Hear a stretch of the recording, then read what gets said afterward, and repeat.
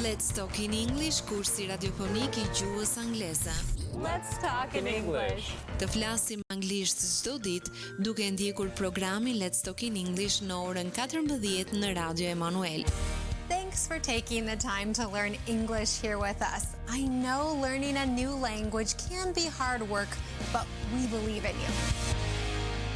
Situata plot humor, argëtim dhe informacion vinë në familjet tuaja përmes programit Let's Talk in English. Mësojmë rreth teknologjisë, artit, kulturës dhe fushave të ndryshme të jetës, duke ndjekur këtë kurs radiofonik të gjuhës angleze. Let's talk in English. 10 minutes every day. That's the way. Let's talk in English. Rikthehemi në studio miq, vazhdojmë të jemi së bashku drejt për së drejti në valët e Radio Emanuel në programin Music Plus dhe në këto momente në studio është bashkuar I ftuari për ditën e sotme pastor Marcel Firajn, pastori I kishës dritë për kombet. Kënaqësi të jemi së bashku sot. Faleminderit. Mirëmëngjes, të dashur dëgjues, faleminderit Ankela për ftesën, është kënaqësi për mua të jem me ju në këtë studio. Edhe unë besoj në zemrën time që fjala e Perëndis thotë që dashuria e tij është e freskët çdo mëngjes, edhe lutem që sot dikush do të përjetoj në mënyrë të freskët fjalën e Perëndis atë man që zbrisë çdo ditë dhe Izraeli e shijonte. Amin. Në fakt sot do të ndalemi së bashku tek një temë e cila ndoshta mund të shihet në këndvështrime të ndryshme, por patjetër është një temë që na prek, ne jetojmë atë thuajse çdo ditë për fat të keq.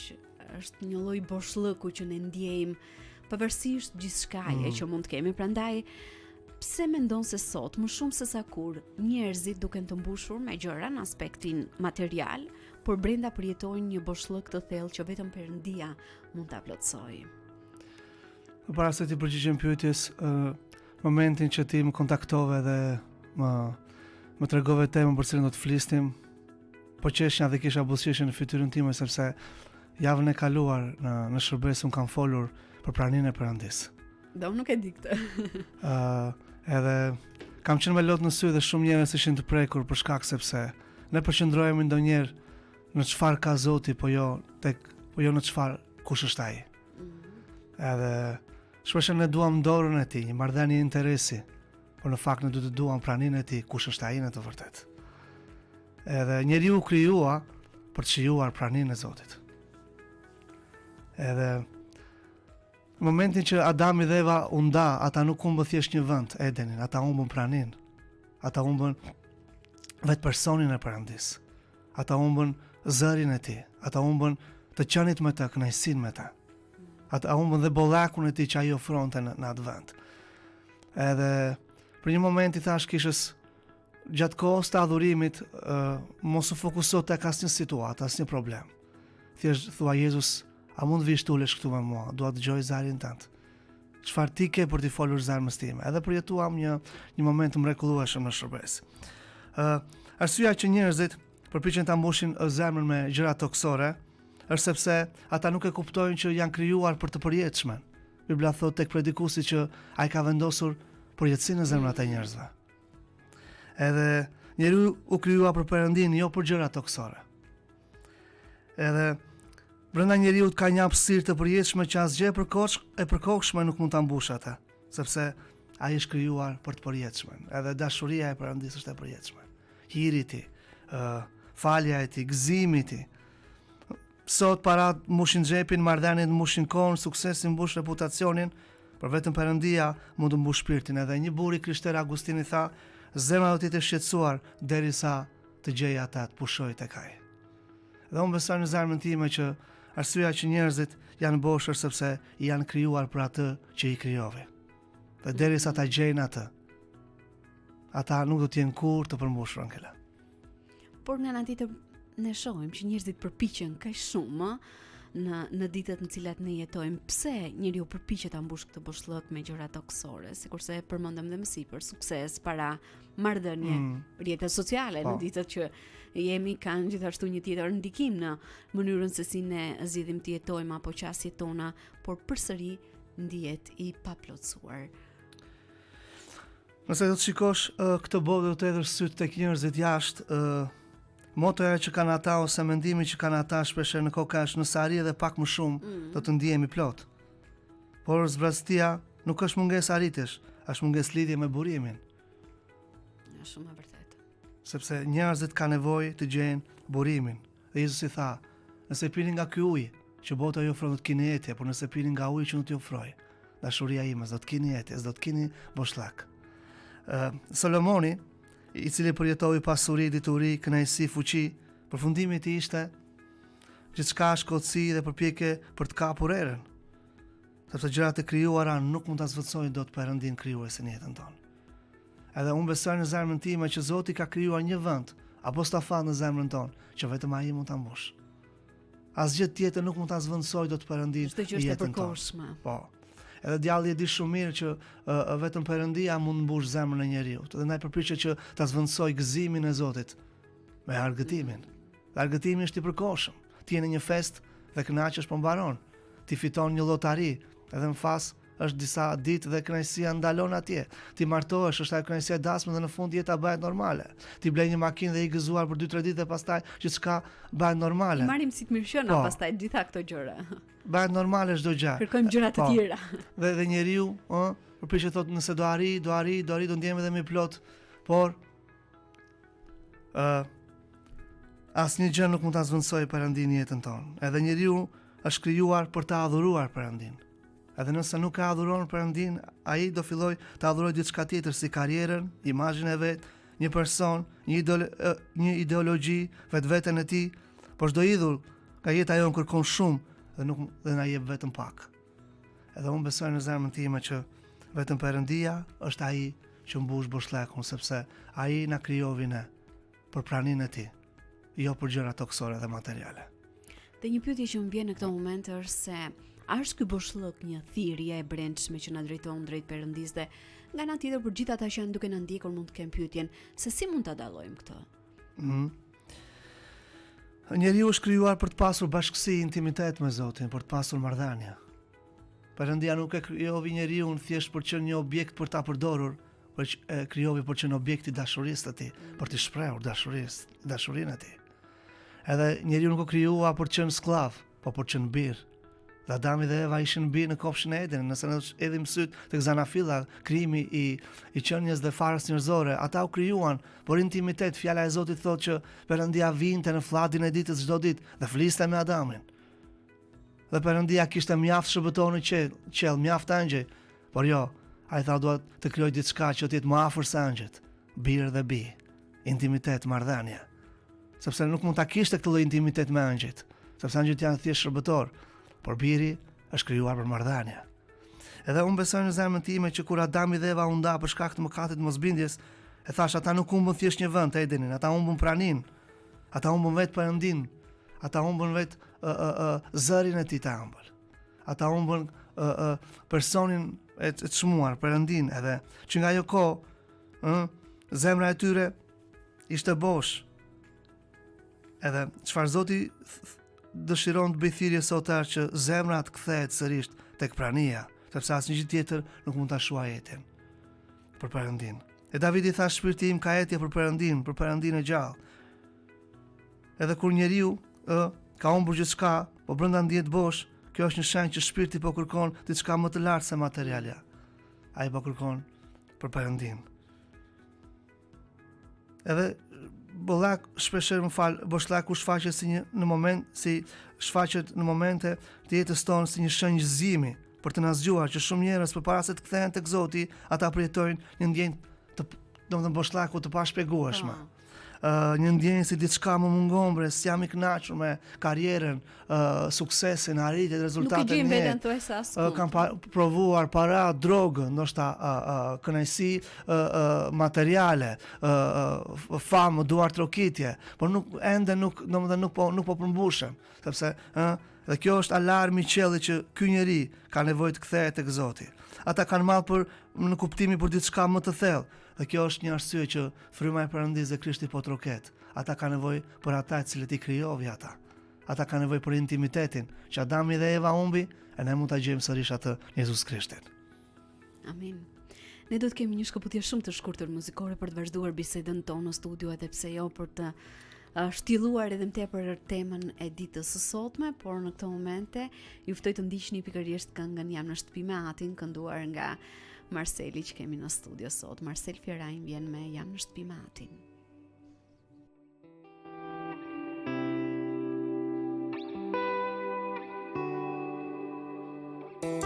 Në balë më gjetë zonë, në vëndin ku më kishte lëm kjo botë, mu afrove pra, dhe më thire jeto sërisht, unë ngrita zonë, sepse mora jen nga ty, për dore ti më more, më solle në shpi, jam në shpi me ati, asë nuk më mungon, jam në shpi me ati, dashuria ti më rrethon, jam në shpi me ati, frika nga unë ka iku, jam në shpi me ati, në kratë ti ndjemi sigur, atje në erësi, ti erdhe mua më kërkove, me emoci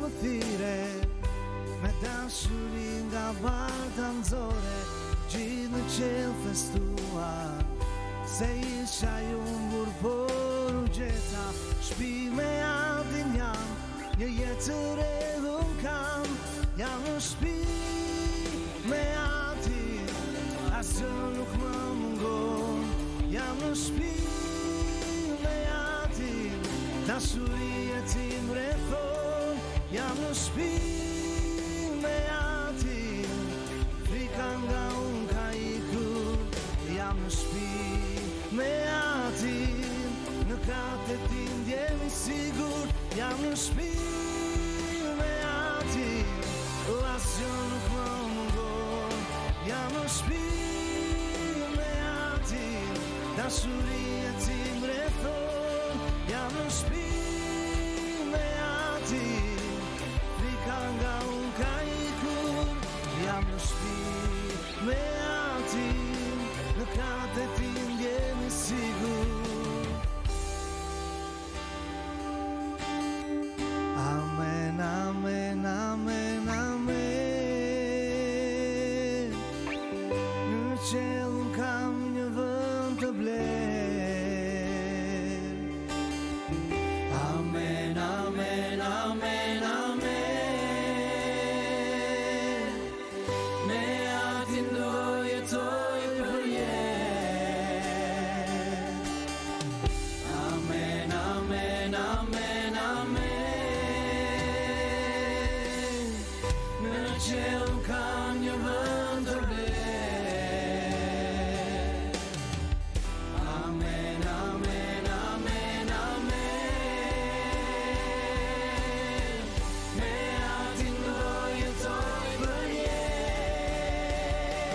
Jam në shpi me Atin, asgjë nuk më mungon, jam në shpi me Atin, dashuria ti më rrethon, jam në shpi me Atin, frika nga unë ka ikur, jam në shpi me Atin, në kratë ti ndjemi sigur, jam në shpi me Atin, asgjë nuk më mungon, jam në shpi me Atin, dashuria ti më rrethon, jam në shpi me Atin, frika nga unë ka ikur, jam në shpi me Atin, në kratë ti ndjemi sigur.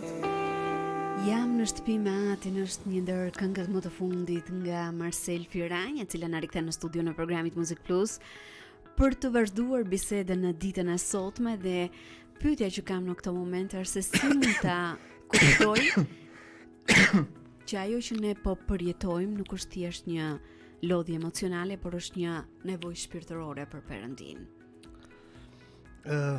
Angela, lodhja emocionale shpeshherë lehtësohet me gjumë, pushim fizik apo distancim nga presioni i jetës, ko relaksimi, ko pushimesh, Po nëse pushon, boshllaku do të mbetet thjesht atje. Ai nuk ka ikur nga jeta jote. Edhe nëse ti po relaksohesh, edhe nëse ti po pushon, edhe nëse ti je distancuar apo trequr nga presioni i jetës, boshllaku është aty. Zemra është ende e thatë. Ti mund të largohesh nga ngarkesa, por sërish nuk ndjen paqe. Atëherë kemi të bëjmë me diçka që është edhe më thellë. Davidi thot, si dreri që kërkon ujërat e rrjedhshme, shpirti im kërkon ty, Perëndi. Edhe shpirti nuk po kërkon pushim. Trupi po kërkon pushim, por shpirti është duke kërkuar për burimin. Edhe Zoti thot Izraelit, ju keni braktisur burimin e ujrave, i cili jam unë. Edhe kur njerëzit braktisin burimin e Perëndis, ata do të ndjenë thatë, ata do të ndjenë bosh. Edhe unë besoj në zemrën time që Krishti është burimi i jetës, burimi kur jeth përmbushja, burimi kur jeth paqja. Edhe Krishti tha, unë jam burimi i jetës. Edhe ai që vjen tek unë s'do të ketë kurretje, s'do të ketë kur boshllak. Dhe unë besoj në zemrën time që Krishti vdiq në atë kryq që të përmbush boshllakun në jetën tonë. Ai mori mbi veten e tij zbrastin tonë, sepse ne shikojmë në kryq kur ai qëndrovi tha, o ato pse më ke braktisur. Ai përjetovi boshllak në zemrën e tij, sepse mëkati gjithmonë sjell boshllak. Kur ne zvendësojmë Zotin me gjëra materiale, ne jemi duke adhuruar bekimin në vend bekuesit. Kur ne fillojmë të ngremi imazhin tonë, jemi duke adhuruar veten në vend të atij që na krijovi ne, dhe sa herë që ne zvendësojmë Zotin me veten tonë, me karrierën, me gjëra materiale, ne bijemi dhujtari dhe pa e kuptuar, mëkati krijon boshllak. Jezusi tha, "Ua, pse më ke braktisur?" Ai u ndje vet, sepse Zoti kthevi atij kurrizin. Edhe unë besoj në zemrën time që ne përjetojmë boshllak në jetën tonë, për shkak sepse ne zvendësojmë Zotin. Nëse është diku që po më dëgjon, dua t'i them sot që ti nuk mund ta zvendësosh dot Perëndin, sepse ai është i pazvendësueshëm. Vetëm ai mund të kuptoj çfarë po kalon ti dhe vetëm ai mund t'i përgjigjesh nevojës tënde. Dhe përgjigjja e qiellit për çdo nevojë që ti ke, i dashur dëgjues, për të përmbushur është vetëm dashuria e tij. Edhe në kuadër të kësaj që je duke ndarë në këto momente, Marcel, cilin mund të jetë ndoshta hapi i parë apo edhe disa prej tyre, hapa të parë praktik që një person duhet bëj për të filluar të mbush jetën e tij me praninë e Perëndis? Je i krishter, i rilindur apo je dëgjues i rregullt i Radio Manuel, unë t'i inkurajoj sot si shërbëtor i Zotit që të ndalosh ndoshta për 15 ose 30 minuta në eshtje totale përpara Zotit, ta lesh telefonin më njan, të lesh çdo lloj ngarkesë, pa kërkesa, pa lista lutje, dhe ti jesh vetëm ti dhe ai. Mbyll sytë dhe thuar, Zot, kam nevojë për ty. Unë nuk dua bekime, të dua ty, të vish këtu në dhomë dhe të mbush ata. Dhe unë besoj në zemrën time që ke për ta ndjerë që Zoti do të vijë tulet afër teje. Sepse Bibla thotë që nëse ju do të kërkoni fytyrën time, unë nuk do të jem larg, do të jem afër jush. Dhe Perëndia ju nuk është një Perëndi i largët i ftohtë, është një Perëndi i afërt. Edhe kur ne kemi zvendësuar Zotin me gjëra materiale, me famë, reputacion, me punën, me gjërat e kësaj jete, Perëndia na lej derisa ne të arrijmë në një pikë që ne të themi boshllaku dhe hapësira po bëhet edhe më e madhe, edhe më e madhe, edhe më e madhe. Edhe atëherë ne do të kthehemi tek ai, tek burimi, për ta gjetur përmbushjen tonë. Prania e Zotit nuk është thjesht një ndjesi, nuk është një emocion. Është marrëdhënie dhe Perëndia dëshiron që të ketë marrëdhënie. Një nga burrat në kishë, ndërsa ne po luteshim për praninë e Perëndisë që të vinte në dhomën e shërbesës ku ne ishim, e thash, dëgjoj Zotin, i në eshtje dhe ai do të flasë, edhe mi pyetja njerëzit mbas ne u lutëm, thash, a dëgjove diçka? Edhe një burr urdhë dhe tha, ndjeva që ai të më thotë, më ka marrë malli për zërin e fëmijëve të mi ta dëgjoj. Edhe Zoti ka mall të dëgjoj zërin tënd çdo ditë. Ati i mungon zëri yt. Imagjino që mos e shikosh fëmijën tënd për një ditë të tërë, atë që ti do shumë, atë që zemra jote të çmon. A nuk do të merrte malli? Për shembull, unë kam një vajzë dhe unë në momentin që vajza ime është e eshtur, unë kërkoj për ta dhe thras, Eliana, ku je? në momentin që ajo fillon dhe belbëzon, fillon dhe këndon, ose thot alfabetin anglisht me gjysma rokësh ose me gjysma fjalësh, zemra ime gëzohet. Çfarë ka bërë ajo, domethënë që të meritoj dashurinë time asgjë, thjesht ka lindur nga unë. Prania e saj do të thotë gjithçka për mua. Edhe unë besoj në zemrën time që Zoti ka mall dëgjoj zërin e fëmijëve të tij në lutje. Edhe zërin atyre që janë të humbur, që mund të thonë thjesht Zot, kam nevojë për ty. Dhe ai do të vi atje edhe do ta pushtoj zemrën tënde. Me dashuri do të tregoj ty se kush është ai edhe rrugën që duhet të ndjekësh për ta njohur atë. Dhe mbeta pa fjalë në këto momente, sepse isha duke menduar vërtet shumë gjithçka që je duke ndar përgjatë bisedës sonë në studio dhe diçka që dua të ndalem është se si ndikon mungesa e një marrëdhënie të gjallë me Perëndin në identitetin, në atë që ne jemi në Krishtin. Ankela, Zoti tha tek Zanafilla 1:26 që ta bëjmë njeriu sipas shëmbulltyrës tonë. Dhe identiteti ynë buron nga fakti që ne jemi krijuar sipas shëmbulltyrës së Perëndis. Kur marrëdhënia me ta është e ftohtë ose e munguar, atëherë njeriu fillon ta kërkojë identitetin tek suksesi, shërbesa, pranimi i njerëzve, rrjetet sociale, pasuria, pozicioni në punë. Por çdo identitet që nuk buron nga Ati është i gabuar, është i brisht, sepse ne e gjejmë identitetin vetëm në Jezusin. Edhe unë besoj në zemrën time që Krishti vdiq në kryq që na jap në identitet, për të na quajtur bijë dhe bija të Perëndis. Në momentin që paraja ikën, ku është identiteti? Në momentin që suksesi ndalon, në momentin që njerëzit largohen, në momentin që nuk kemi atë pozicion pune, ku njerëzit e humbasin identitetin, e gjenë veten pastaj duke pirë, në depresion, e gjenë veten e tyre të divorcuar. Ne nuk mund ta gjejmë identitetin tonë në martesë. Gruaja, fëmijët, miqt, pozicioni i punës, karriera, fama nuk mund na jap dot atë që Krishti na dha në kryq, sepse ai dha gjithçka për ne. Edhe unë besoj në zemrën time që mjafton që nëse e pranon atë si Zot dhe shpëtimtar, ti quhesh fëmijë i Perëndis. Edhe në momentin që ti e pranon atë si Zot dhe shpëtimtar, merr statusin bir, është statusi më i lartë që ekziston. Bir dhe bie Perëndis.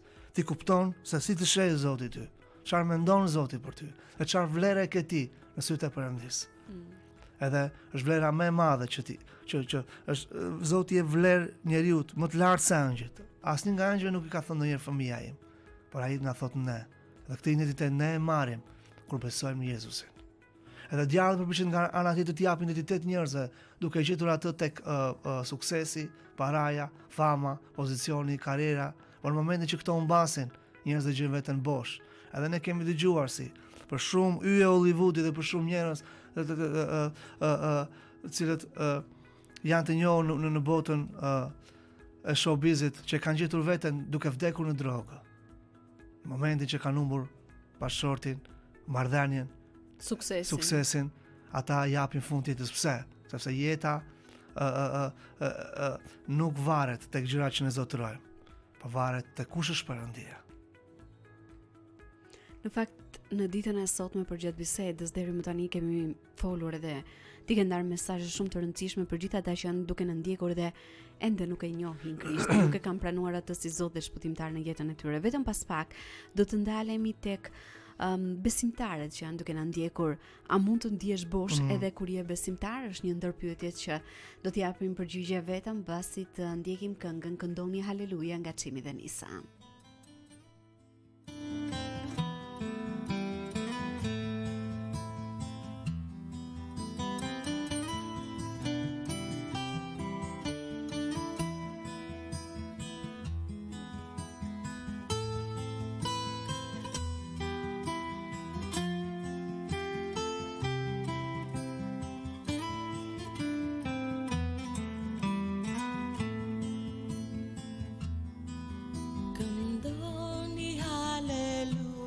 Zoti ton, këndoni haleluja Zoti ton, këndoni haleluja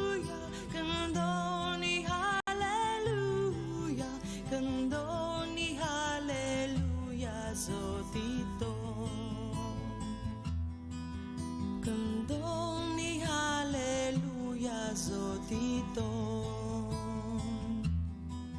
Këndoni haleluja Zotit ton. Këndoni haleluja, këndoni haleluja, këndoni haleluja Zotit ton. Krishti është gjallë dhe sotron. Krishti është gjallë dhe sotron. Krishti është gjallë, Krishti është gjallë, Krishti është gjallë dhe sotron.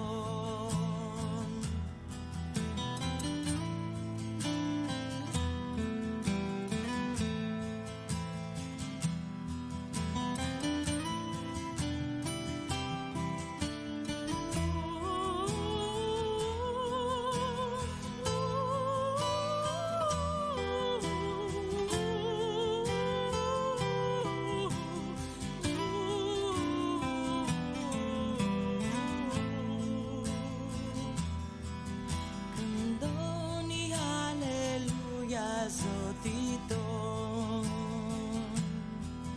Këndoni haleluja Zotit ton. Këndoni haleluja, këndoni haleluja, këndoni haleluja Zotit ton.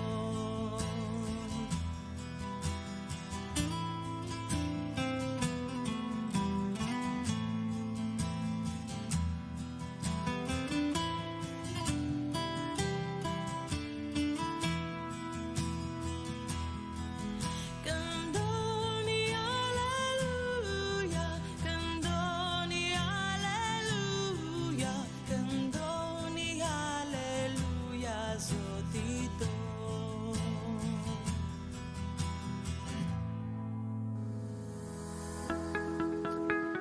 Rikthehemi në studion e programit Muzik Plus, vazhdojmë të jemi së bashku drejt për së drejti në valët e Radio Manuel sot në një bisedë shumë të veçantë me pastor Marcelin. Dhe sikurse e prezantova edhe para hapësirës muzikore, një pyetje që kam në këto momente është se a mund të ndihet bosh dikush edhe kur është besimtar, dhe nëse po, pse ndodh kjo dhe si rikthehet plotësia?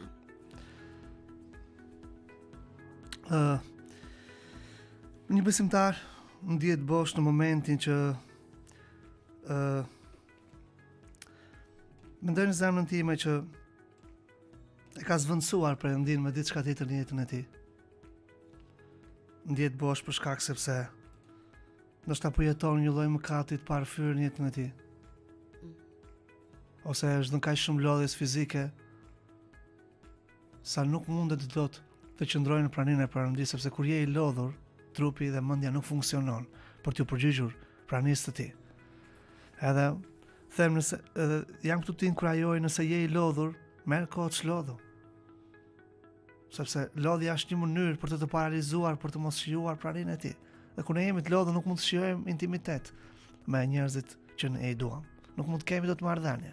Gjë që ne mendojmë është vetëm çfarë, të flem. Edhe besoj në zemrën time ndonjë lodhja ose rutina e jetës na treq, edhe ne ndihem vetëm bosh. Apo ne ecim me rrymën e kësaj bote, duke kërkuar për famë, duke kërkuar për kënaqësi, për argëtim. Ose mendimi i kësaj bote pushton mendjen tonë të arrijë edhe më shumë, dhe dalim jashtë vullnetit të Perëndisë, e në vend të jetojmë për planin dhe vullnetin e Perëndisë, jetojmë për veten tonë. Kur Bibla thonë ne kemi vdekur për veten, për të jetuar për Krishtin. Edhe në momentin që ne i bëjmë këto gjëra, e ndjejmë veten tonë bosh, por freskia dhe plotësia e Perëndisë kthehet në jetën tonë në momentin që ne pendohemi. Bibla thotë, pendoni do kthehen kohët e fllatit nga prania e Zotit. Pendimi sinqert, thyerja e zemrës, bën që të rikthehet freskia e dashurisë të Perëndisë në zemrën tonë. Edhe unë besoj në zemrën time që pendimi është dera që e hap, është dera domethënë që hapet në jetën tonë, ku Perëndia të vi e të flasë jetës tonë.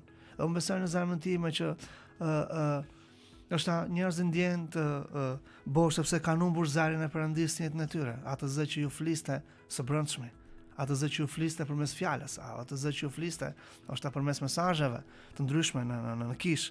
Edhe kur ne qëndrojmë, kur ne humbim zërin e Perëndis në jetën tonë, ne ndjehemi bosh ankela. Edhe unë besoj në zemrën time që fryma e Perëndis banon brenda çdo të krishteri dhe fjala e Zotit thotë që fryma e Shëtit dëshmon frymës tonë. Por në momentin që ne jepemi zhurmave të kësaj jete, ne heshtim zërin e frymës. Në momentin që ne jepim mosbindjes ose Perëndia na ka thënë diçka ta bëjmë e nuk duam ta bëjmë, atë Perëndia do të hesht. Sepse në momentin që ti nuk do të zgjedhësh të bindesh çfarë Zoti ka folur në mënyrë aktuale këtë kohë, por e shtyn më vonë, atëherë Perëndia do të trishë do të hesht dhe kur hesht, atëherë ne vim në vetë të mjes, po dëgjojmë atë zë. Unë të kam folur të Zotit dhe ti nuk ke reaguar. Dhe ne kthehemi duke thënë Zot, po pse je kaq i heshtur? Dhe atëherë Perëndia flet dhe zëri ti kthehet në jetën tonë. Por na thanë unë të kam thënë të bësh këtë gjë. Unë besoj në zemrën time ne ndjehemi bosh sepse kemi humbur zërin e Perëndis, po jetojmë ndoshta në një mosbindje të vetë imponuar. Jemi dhënë kaq shumë lodhjes dhe rutinës. Jemi larguar nga marrëdhënia dhe kemi zvendësuar Perëndin me diçka tjetër në jetën tonë, edhe te marrëdhënia ndoshta me Zotin është bërë rutinë, thjesht lexon disa kapituj në Bibël, por thritin jetat lutje, por Perëndia thotë që ky popull më afrohet me buzë, po me zemër më larg. Edhe unë besoj në zemrën time që kur zemra afrohet, ne mund të shijojmë Zotin. Kur buzët tona flasin, ne jemi bosh. Edhe unë dua të inkurajoj ndoshta dikë që po më dëgjon sot, që të ndryshoj mënyrën se si marrëdhënien e tij me Zotin, mënyrën se si e kalon kohën me Zotin. Edhe lutjet e tij të ndryshojnë, të mos përqendrohen tek bekimet edhe më tepër Zot më jep, por tek personi Zot, të dua ty, dua zërin tënd. Më fal. Çfarë do ti të flasësh zemrës time? Dhe unë besoj në zemrën time që freskia dhe plotësia rikthehet në jetën tonë. Dhe në vazhdim të kësaj që duke ndarë në këto momente, çfarë ndryshon konkretisht në zemrën, por dhe në mendjen e njeriu, kur ai lejon që Perëndia ta plotësojë atë në gjithë plotësinë e tij. Në gjithë qenien e tij. Në momentin që Perëndia ka zënë vendin e tij kryesor në jetën tonë, ai është në fron. Ai është në timon, është drejtuesi i jetës tonë. Ti je i përmbushur. Ti nuk ke frikë. Se çfarë do të vinë në jetën tënde dhe me çfarë do të përballesh, sepse ti e di shumë mirë që përpara teje ecën kampioni, ecën heroi, ecën ai i cili e mundi vdekjen, e mundi varrin dhe s'ka asnjë gjë që mund ta ntremb. Në momentin që Perëndia është në fron, në momentin që ti e lejon Perëndin të plotësojë, në momentin që dashuria e tij është përshkruan gjithë qenien tënde, mbush ty në çdo ti nuk e kërkon plotësinë tek kjo botë. Ti thua Zot më mjafton. Edhe nuk jeton për ca para më shumë, nuk jeton për një famë, nuk jeton për duar trokitje, nuk jeton për vëmendjen e njerëzve, por ti thua unë e shijoj jetën. Edhe pse nuk kam vëmendjen e njerëzve, se kam vëmendjen e gjithë qiellit në jetën time. Edhe po të shikosh botën sot kërkon vëmendje apo jo. Po. Njerëzit jetojnë për vëmendje, për duar trokitje, për klikime, për vjufsa, jetojnë për të patur një karrierë. Por unë besoj në zemrën time që të gjithë ne jemi të vdekshëm dhe një ditë do ta lëmë këtë trup, shpinën me qira. Edhe do të dalim përpara atij froni. Edhe unë besoj në zemrën time që pyetja që do të kemi është për çfarë e jetove ti jetën? Për çfarë shpenzove ditët që unë të dash? Për çfarë e harxove baterinë e jetës tënde? Edhe unë besoj në zemrën time që bateria e shumë njerëzve është duke harxuar sepse po e shpenzon jetën për ta gjetur përmbushjen tek gjërat që nuk përmbushen. Edhe unë besoj në zemrën time që vetëm dashuria e Perëndis përmbush. Dashuria e Perëndis përmbush. Edhe dua të inkurajoj sot çdo njeri që është duke më dëgjuar sot. Mos e zvendëso dashurinë e Perëndis me duar trokitjen e njerëzve. Atë dashuri ti mund ta marrësh vetëm tek një burim, dhe ky burim është kryqi, ku vdiq Jezusi. Edhe kur ne shkojmë tek ai kryq dhe ulim gjunjë dhe themi Zot, dua të përjetoj atë rrjedhë që qielli i jep. Dhe kjo rrjedhë është dashuria. Dhe Krishti vdiq të na përmbush, sepse ne na mungonte dashuria e Perëndis. Sepse ne humbëm atë në kopshin e Edenit. Edhe njeriu përpoq gjatë gjithë historisë njerëzore për ta përmbushur veten. Po ku nuk e përmbushën? Izraeli u përpoq ta përmbushte veten. Po nuk e përmbushi kur, sepse Perëndia është burimi. Edhe nëse ne shkojmë tek burimi, i cili është Krishti, do të jemi gjithmonë të përmbushur. Edhe ka momente në jetën tonë që ndoshta as puna nuk na shijon, as martesa nuk na shijon, as buka nuk na shijon, as parat në kulet nuk na shijojnë, sepse ai nuk është në front, sepse ai nuk është në qendër, sepse ai nuk është duke mbushur shpirtin ton, hapësirën që krijovi për që na i vet atje. Edhe nëse ne kemi futur në hapësirën e shpirtit ton, paran, duartrokitjen, vëmendjen e njerëzve, argëtimet, Perëndia është duke thënë nxirr nga shpirti tënd, nga hapësira ime, atë gjë që ke futur sepse ajo është krijuar për mua. Dhe ti s'mund t'ja vjedhësh dot vendin e Zotit për t'ia dhënë diçka tjetër. Shpirti yt është krijuar për të përjetshmën dhe ky Perëndia ka emrin. Unë jam Zoti që të do ty kaq shumë. Marcel, ne kemi mbritur kështu pa e kuptuar në fund të bisedës sonë në studio. Nuk e di nëse ke diçka të fundit për ndar, por vërtet ka qenë kënaqësi dhe bekim për mua personalisht dhe jam e sigurt për gjithë ata që janë duke na ndjekur në këtë moment e gjithçka që ti ke ndar sot. Angela, të falenderoj për mua është kënaqësi dhe bekim për të folur zemrave njerëzve, të cilët janë të uritur edhe duan të njohin Zotin në çdo formë të jetës të tyre. Sa që vi këtu e shijoj kon me ty edhe më rëndësishme është shijoj kon sepse kur ai është i pranishëm Perëndia, atëherë ne mund të ndjejt kënaqësia e tij. Çfarë do të le me ndoshta në fund të kësaj bisede është fryma e Zotit po troket të përmbush. Mos rezisto, duke dëgjuar zarin edhe duke u hequr sikur s'po e dëgjon. Ndoshta e ke dëgjuar atë zënë ëndër, e ke dëgjuar sot përmes radios, e ke dëgjuar përmes një miku apo një mikeshe në kafe, ai thjesht po troket, sepse ai po shikon çfarë ndodh nga brenda, ti po vuan sepse nuk je i lumtur. Por ai po troket duke thënë, më lër mua të bëj të lumtur, sepse un jam burimi i lumturisë tënde. Të falenderoj dhe një herë kënaqësi të ishim së bashku në ditën e sotme, të uroj shumë bekime ty, familjes tënde dhe shërbesës që ju keni. Faleminderit Angela, Zoti të bekov ty dhe familjen tënde dhe gjithë punën që Zoti ka besuar në këtë radio. Të falenderoj, të uroj një ditë të mbarë në vazhdim. Ne këtu përfundojmë biseden me Marcelin sot. Do të vazhdojmë me minutazhin e mbetur të programit Muzik Plus, por në këtë moment ju ftoj të ndiqni këngën Për ulem nga Kisha Ungjillore Libonik Maliq.